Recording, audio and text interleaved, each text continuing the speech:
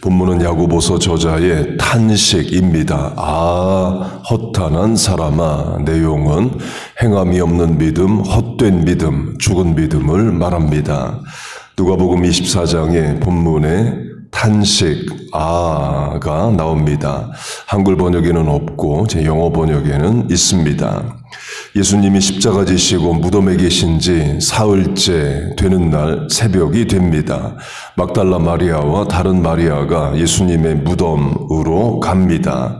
예수님의 부활을 예상하고 간 것이 아니라 예수님의 시신에 향유를 바르러 가요. 그러면서 이런 걱정합니다. 돌로 문이 막혀 있는데 돌문을 어떻게 굴려내나 그런 걱정을 하며 갑니다. 그런데 가보니까 돌문이 열려져 있습니다. 예수님은 무덤 안에 계시질 않아요. 그리고 천사가 여자들에게 예수님이 부활하셨다를 말해줍니다. 그러면서 천사가 이 말을 합니다. 예수님이 갈릴리에 계실 때 십자가에 죽지만 사흘 만에 살아나실 거다를 이미 말씀하셨다를 말해줍니다. 실제로 복음서를 보면 예수님이 십자가 지시기 전에 3번이나 십자가에 죽지만 사흘 만에 살아난다. 3일째로 분명히 부활을 예고하십니다. 그런데 예수님의 제자들도 여자들도 그 사흘째 되던 날 예수님 부활하실 거다를 믿은 사람은 없습니다. 심지어 부활의 예수님을 만난 여자들이 제자들에게 예수님 부활하셨다 해도 안 믿습니다. 누가복음 24장 사도들은 그들의 말이 허탄한 듯이 들려 믿지 아니하나 믿음이 없는 거죠. 그리고 베드로가 무덤에 가서 무덤이 비어있는 것을 확인합니다. 그러면 정말 여자들이 전해준 말이 맞다라고 다른 제자들에게 부활의 소식을 전하거나 또는 예루살렘에 있는 성도들에게 예수님 부활하셨다 전해야죠. 베드로는 전하지 않습니다. 그냥 집으로 가요. 베드로는 집으로 돌아가니라. 그 제자들이 예수님의 부활을 못 믿습니다. 그리고 바로 이어지는 이야기가 엠마오로 가는 두 제자이에요. 엠마오는 예루살렘에서 7.5마일 떨어져 있는 이 도시입니다. 그러니까 지금은 서안지구 팔레스타인 땅 안에 있습니다. 예수님은 십자가 지시기 전에 3번이나 사흘 만에 부활하신다를 말씀하셨고 부활 후에 갈릴리에서 만날 것이다도 이야기를 하십니다. 갈릴리로 가시나니 너희가 거기서 배우리라. 그러면 제자들이 부활의 소식을 듣고 갈릴리로 갔냐? 가지 않습니다. 예루살렘에 남아 있어요. 그리고 제자 중 2명은 엠마오로 갑니다. 그 제자들이 예수님의 부활을 온전히 믿지 못하는 모습을 보여줍니다. 그렇게 제자들 중 2명이 엠마오로 가고 있습니다. 그때 예수님이 나타나셔요. 예수님과 대화를 합니다. 그런데 예수님인 줄은 모릅니다. 그때 예수님이 본문에 곧 탄식하는 말씀을 하십니다. 미련하고 선지자들이 말한 모든 것을 마음에 더디 믿는 자들이여 할 때에 본문에 가 나와요. 영어가 번역합니다. O foolish man, 어리석은 자여. 한글 번역으로는 미련한 자여로 번역을 합니다. 그럼 뭐가 미련한 것이냐? 마음에 더디 믿는 거예요. 안 믿는다는 게 아닙니다. 늦게 믿는다는 겁니다. 믿기는 믿는데 때를 놓친다를 말합니다. 마태복음 28장을 보면 예수님 부활하시고 갈릴리에서 제자들을 만나 주십니다. 부활 후 처음 만난 것도 아니고 예루살렘에서 이미 여러 번 만났고 갈릴리에서 또 만난 겁니다. 그런데도 제자들 중에 못 믿는 자가 있어요. 11 제자가 갈릴리에 가서 예수께서 지시하신 산에 이르러 예수를 배웠고 경배하나 아직도 믿지 아니하는 사람들이 있더라. 곧 못 믿고 더디 믿습니다.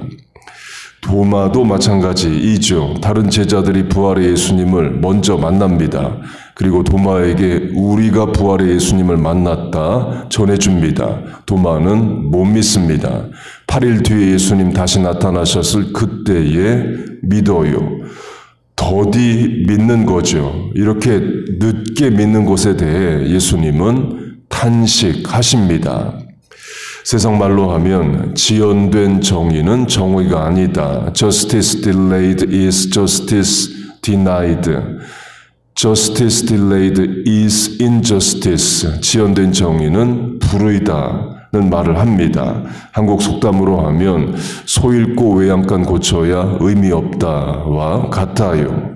러시아에 문오면서 기독교적 소설을 많이 쓴 도스토옙스키가 있습니다.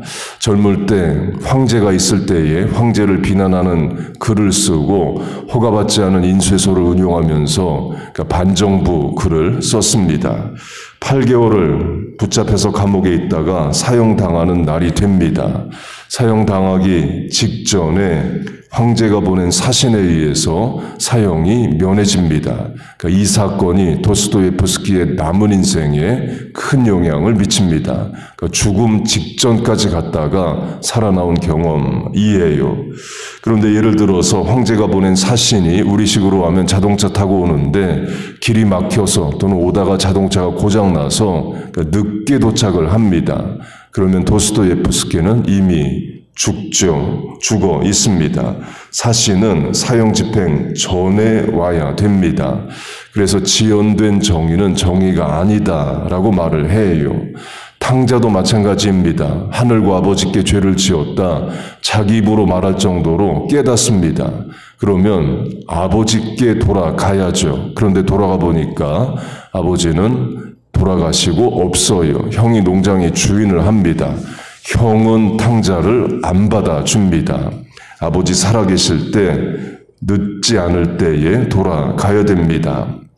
다른 예로 하면 한국이든 미국이든 그 음식 회사에 이런 재판들이 있습니다. 그러니까 라면 회사로 비유를 하면 A라는 라면 회사가 B라는 라면 회사를 이기기 위해서 이런 고발을 합니다.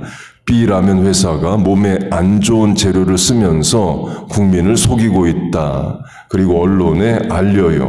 국민들은 뉴스를 보고 B라면 불매운동을 벌입니다.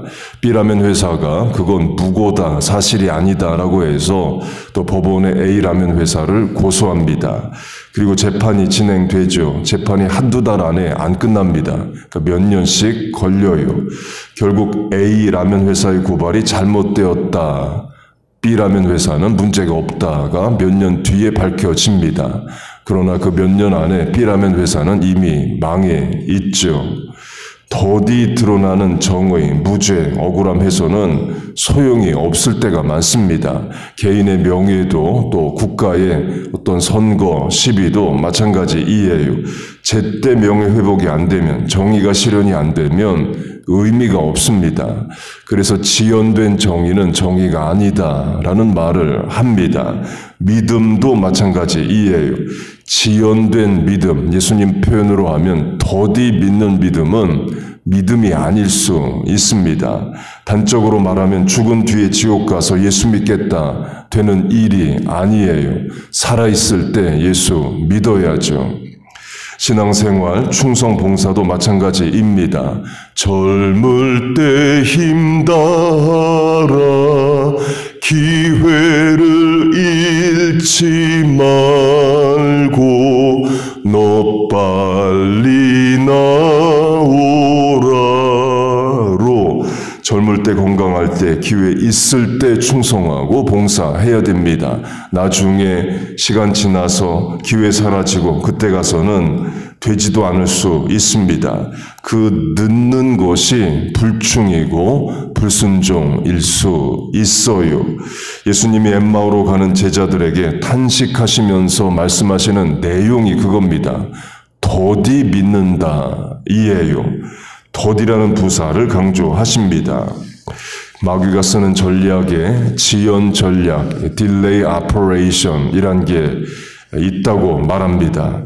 마귀가 믿지 말라라고 말을 하기보다는 나중에 믿으라, 말을 한대요. 마귀가 순종하지 말라고는 안 한답니다. 내일 순종하라고 한답니다. 그리고 내일이 되면 또 내일 순종하라 해서 계속 하루하루 미루게 한다는 거예요. 마귀가 충성하지 말라고는 안 한답니다. 나중에 충성하라 해서 기회를, 때를 다 잃어버리게 한다 이예요. 영어 문장에 안타까운 문장이 있습니다. I should have 과거 분사이에요. 했었어야 했는데 후회하는 말이죠. 그렇게 제자들이 예수님의 부활에 대해서 믿음이 없고 더딘 것을 예수님은 한탄하십니다. 예수님의 제자들은 부활의 소식을 직접 들었고 또 부활하신 예수님을 직접 보기까지 하고 무덤이 비어있는 것도 다 보고 확인을 해도 의심하고 더디 믿기도 했습니다. 그런데 우리는 어떻게 부활을 믿고 있을까요? 우리는 그 부활의 현장에 가보지도 않았고 부활의 증인들의 육성을 직접 들은 적도 없습니다. 그리고도 2000년 전의 일이에요. 그런데 나는 어떻게 믿느냐는 거예요. 여러분 예수님 부활하셨고 지금도 살아계시고 하나님 보좌 우편에 계심을 믿습니까? 그게 은혜입니다. 2000년 전 사건, 빈무덤 가보지 않았지만 우리는 믿습니다. 그래서 어제 강조한 고린도 전서 12장의 9가지 성령의 은사에 믿음이 있습니다. 곧 믿음도 내가 만들어내는 게 아닙니다. 하나님이 주셔서 믿는 거예요. 예수님의 제자들도 못 믿었는데 우리가 믿는다는 겁니다. 그게 은혜입니다. 이해가 돼서 설명이 돼서 믿는 게 아닙니다. 죽은 자가 다시 살아난다가 어떻게 이해가 되고 설명이 되겠어요? 믿음은 이해와 설명을 넘어섭니다. 믿음 주셔서 믿음이 있으면 하나님의 역사와 기적을 능히 믿게 돼요.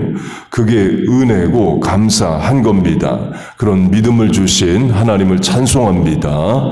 기도도 마찬가지입니다. 기도를 내가 의지를 가지고 하는 차원도 있지만 기도가 되는 차원이 있어요. 하나님이 시키시고 도우시는 기도입니다. 학생들의 학업으로 하면 내가 공부를 하는 차원도 있지만 공부가 되는 차원이 있습니다. 그러니까 우리 자녀가 집에 와서 엄마 요새 공부가 잘 돼요. 그러면 큰 감사인 거죠. 신앙생활도 마찬가지입니다. 우리가 하는 차원이 있지만 하나님이 되게 하시는 차원이 있어요. 그게 은혜입니다. 거기에 믿음이 있다는 겁니다. 누구는 보고도 듣고도 못 믿습니다. 그러나 우리는 보지 않아도 듣지 않아도 기록된 성경의 말씀을 읽고 능히 믿어요. 그 믿음이 은혜입니다.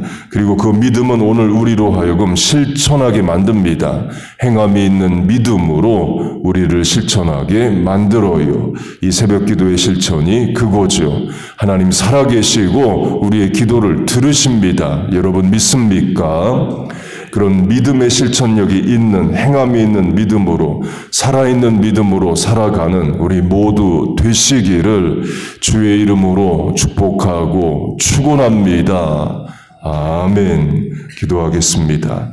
하나님 아버지, 우리에게 실천력 있는 믿음을 주심을 감사합니다. 살아있는 믿음 주심을 감사합니다. 우리 자녀들에게도 하나님의 모든 역사와 성경의 말씀을 믿고 실천하고 순종하는 그런 믿음을 주시옵소서. 때론 우리가 더디 믿는 경향이 있습니다. 세월 낭비하지 않게 하시고 때를 놓치지 않게 하시고 기회 주어졌을 때 순종하고 충성하는 삶을 살게 하여 주옵소서. 오늘도 이 새벽에 실천력 있는 행함이 있는 성도들 나왔습니다. 믿음으로 기도하는 간구에 하나님 응답하시고 도와 주옵소서. 이렇게 기도하고 삶의 현장 나갑니다. 시마다 때마다 일마다 동행하시고 은혜를 내려 주옵소서. 예수님의 이름으로 기도하옵나이다. 아멘.